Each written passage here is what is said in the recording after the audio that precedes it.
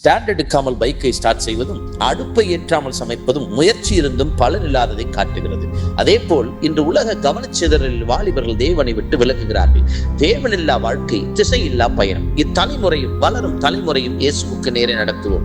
Joy மே 21 மற்றும் மே 22 சிறப்பு ஊழியர் கருத்தரங்கு. வாருங்கள், இந்த சந்ததியை இயேசுவுக்கு எழுப்பிடுவோம். மார்னாதா சீக்கிரம் வருகிறார்.